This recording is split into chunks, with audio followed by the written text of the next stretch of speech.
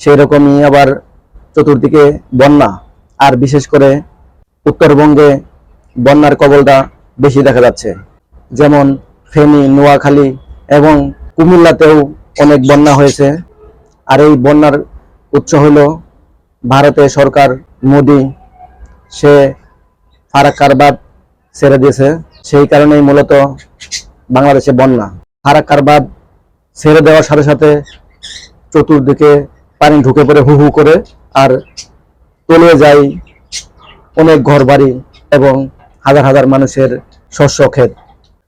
হাজার হাজার মানুষের মাছের হ্যাচারি ডুবে মাছ চলে যায় এবং পোলট্রির ফার্ম, ব্রয়লার, লেয়ার যাই বলেন না কেন, এগুলা সব বন্যায় কবলিত হয়ে এগুলা ধ্বংস হয়ে যায়। এতে করে মানুষের দুর্ভোগ বাড়ে এবং যারা খামারি আছে তাদের কিন্তু বিশাল ক্ষতি হয়ে যায়। যেমন গরু, ছাগল এগুলা পানিতে ডুবে যায়। আর এরকম একটা ঘটনা আমরা দেখতে পাইছি, ফেনীতে একটা লেয়ার মুরগির খামার পুরাই ডুবে গিয়ে মুরগিগুলা মরে গেছে। মুহূর্তের ভিতরে তাদের স্বপ্ন ভেঙে চুরমার হয়ে গেছে। এরকম হাজারো লোকের স্বপ্ন ভেঙে গেছে। মাছের হ্যাচারি ডুবে গিয়ে মাছ চলে গেছে। এরকম ফসল ফলাদি যারা ফলাইছে এগুলাও ডুবে গেছে। যারা ধানের চারা রোপণ করছে এগুলাও নষ্ট হয়ে গেছে। মোট কথা সারা বাংলাদেশে এই বন্যার পানিতে অনেক ক্ষতি হয়ে গেছে। আর বিশেষ করে উত্তরবঙ্গ, এখানেই বেশি ক্ষয়ক্ষতি হয়েছে। আর এই ভারতের মোদী সরকার যখন আমাদের পানি দরকার তখন পানি দেয় না, যখন চতুর্দিকে বৃষ্টি তখনই সে পানি ছেড়ে দেয়। আর এইভাবে আমাদের দুর্ভোগে ফেলে দিচ্ছে ভারতীয় সরকার মোদী।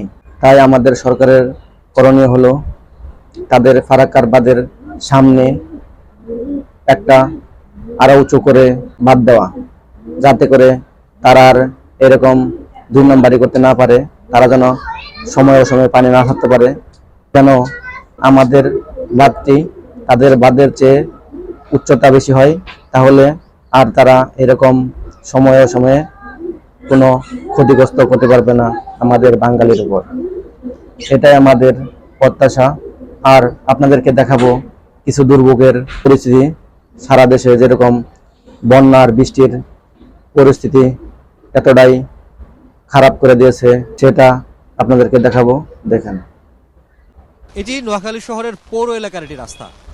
অর্থাৎ এই যে রাস্তাটি রয়েছে, এই রাস্তায় কখনো গেল প্রায় 20 থেকে 30 বছরের মধ্যে এই ধরনের কোনো পানি তারা দেখেননি। যারা বাসিন্দা রয়েছেন তারা বলছেন যে এই যে পানিটি রয়েছে মূলত এখানকার শহরের নর্দমা যেগুলো রয়েছে বা নালা, ড্রেন এবং খাল যেগুলো রয়েছে সেগুলো দখল করে স্থাপনা নির্মাণ করা হয়েছে। সেসব স্থাপনা নির্মাণ করে এবং যে ঘেরগুলো রয়েছে সেই ঘেরগুলোতে মাছ চাষ করার কারণে পানিবন্দী থাকে। সবকিছু মিলে তারা বলছেন একটি অপরিকল্পিত নগরায়নের ফলেই তাদের যে দুর্ভোগ, সেই দুর্ভোগের মাত্রা বেড়েছে কয়েক গুণ। থাকার ব্যবস্থা নাই, ঘরের ভিতরে পানি, খানার ব্যবস্থা নাই, এলে চলে যাই। কোথায় যাবো, কোনো সঞ্চয় নাই, আমরা চলে যেতেছি। যেদিকে জায়গা ভাই সেদিকে উঠুক। বাতাইতে পারে না, খাইতে পারে না, উলাইন একটু কষ্টে আছি ভাই। এখন বিপদ হয়েছি, আগাই দিয়ে। যদি শহরের অবস্থা এই হয় তাহলে বোঝাই যায় যে এইবারে যে বন্যা, অর্থাৎ ভারত থেকে ধেয়ে আসা যে পানি ফেনীর ফুলগাজী এবং পরশুরামে পুরো এলাকা প্লাবিত করেছে, সেই প্লাবনের পানি মূলত ঢুকেছে এই নোয়াখালী অঞ্চলে এবং এই পানিগুলো জমাট বেঁধে যাওয়ার কোনো সুযোগ নেই।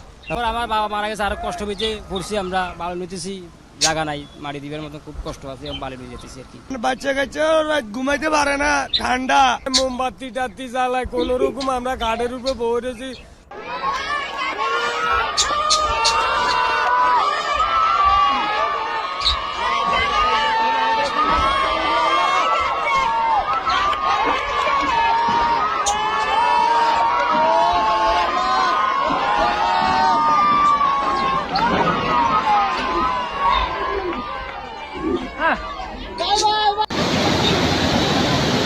ভারতের ত্রিপুরার ডুম্বুর জলবিদ্যুৎ প্রকল্পের বাঁধ খুলে দেওয়া হয়েছে। হু হু করে বাংলাদেশে প্রবেশ করছে পানি। স্মরণকালের ভয়াবহ বন্যার কবলে ফেনী অঞ্চল। এরই মধ্যে বানের তোড়ে ডুবে গেছে ফেনীর 3টি উপজেলা। পানির নিচে ফুলগাজী, পরশুরাম, ছাগলনাইয়ার শতাধিক গ্রাম। একই সাথে টানা বর্ষণ এবং ত্রিপুরার বাঁধ খুলে যাওয়ায় মুহুরী, কহুয়া, সিলোনিয়া নদীর বন্যা নিয়ন্ত্রণ বাঁধের ভাঙা অংশ দিয়ে লোকালয়ে প্রবেশ করছে পানি। স্থানীয়রা বলছেন, এমন বন্যা আগে কখনো দেখেননি তারা। আমাদের এলাকায় এই পরিমাণ পানি আর জীবনে কখনো দেখি নাই। রাস্তাঘাট, বাড়িঘর সব ডুবে গেছে। আরে বাবা, তো পানি সবসময় উঠে, আমরা তো জানি না এরকম পানি উঠবো। পরে মাল সামানা কিছু বাড়ি করতে পারছি না, সব পানির তলে। আমরা কই থাকবো, কি করবো, জায়গা পাইতেছি। পানি আসবো না, এরকম পানি তো সবসময়, এরকম পানি আর কোনোদিন আসবো না। এই কারণে আমরা কিছু বার করি নাই। শুধু আমাদের ছেলে মেয়েদের নিয়ে খালি পরনে কাপড় লয়ে এসে বাড়িয়ে গেছে। টানা 4 দিনের ভারী বৃষ্টি ও ভারতের উজান থেকে নেমে আসা পাহাড়ি ঢলে 3 উপজেলায় পানিবন্দী লক্ষাধিক মানুষ। জলমগ্ন থাকায় পরশুরামের সড়ক যোগাযোগ পুরোপুরি বন্ধ। প্রকট হয়ে উঠেছে বিশুদ্ধ পানি ও শুকনো খাবার সংকট। খোলা হয়েছে আশ্রয়কেন্দ্র। এরই মধ্যে উদ্ধার কাজে যোগ দিয়েছে ফায়ার সার্ভিস, সেনাবাহিনী ও বিভিন্ন স্বেচ্ছাসেবী সংগঠন। কালকে রাত থেকে না খাওয়া দাওয়া আছে, না ঘুম আছে, কি একটা অবস্থা। অসুস্থ রোগী মানুষের, কি গরু ছাগল হাঁস মুরগি নিয়ে অনেক কঠিন অবস্থা। ফুলগাজীর ওইদিকে তো মানুষের কোনো যোগাযোগে পাওয়া যাচ্ছে না। আমাদের ওইদিকে ভয়াবহ অবস্থা। আমার মা বাবা আজকে 2 দিন আর আজকে আমার ঘরের বিছানা হয়ে গেছে পানি। আমাদের বাঁচার উপায় নেই, আমাদের জানমাল আল্লাহই জানে। আমার জন্মের ঘরে আমি এটা দেখলাম, এটা অকল্পনীয়। টানা বৃষ্টিতে তলিয়েছে নোয়াখালীর 9 উপজেলার বেশ কিছু গ্রাম। বসতঘর, গ্রামীণ সড়ক ও শিক্ষা প্রতিষ্ঠানে পানি ঢুকে পড়ায় সীমাহীন ভোগান্তিতে স্থানীয়রা। জেলার সব প্রাথমিক, মাধ্যমিক এবং উচ্চ মাধ্যমিক বিদ্যালয় বন্ধ ঘোষণা করা হয়েছে। অনেক পানি, হাঁটতে পারতেছি না, সব ভিজে যাচ্ছে। আপনার বাড়ি ঘরে জল উঠে গেছে। বন্যাটা করতে আমাকে অনেক অসুবিধা হয়। গায়ে গায়ে ছাড়া যাবে না, আর ওরা হানি বাড়ি ঘরে ডুবেছে, ঘরের ভিতরে পানি ডুবে গেছে। মাছ পানি একেবারে কিছুই নেই, সব আমাদের বাড়ি থেকে বাইরে এতটুকু পানি। অব্যাহত ভারী বর্ষণ এবং ভারত থেকে নেমে আসা ঢলে ব্রাহ্মণবাড়িয়ার সীমান্তবর্তী নিম্নাঞ্চল প্লাবিত হয়েছে। পানিতে তলিয়ে গেছে আখাউড়ার 4 ইউনিয়ন। জলবদ্ধতার সৃষ্টি হয়েছে স্থলবন্দর এলাকায়। স্থানীয়রা জানান, হাওড়া নদীর বাঁধ ভেঙে ত্রিপুরা থেকে রাতারাতি পানি ঢুকেছে লোকালয়ে।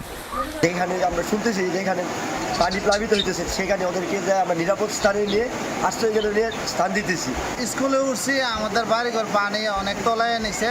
এখন আমরা বেকুল হয়ে স্কুলে পড়ছি। আমাদের বাড়িঘর তলায় গেছে গা। আমরা আব্দুল্লাহপুর স্কুলে এসে অবস্থান করছি।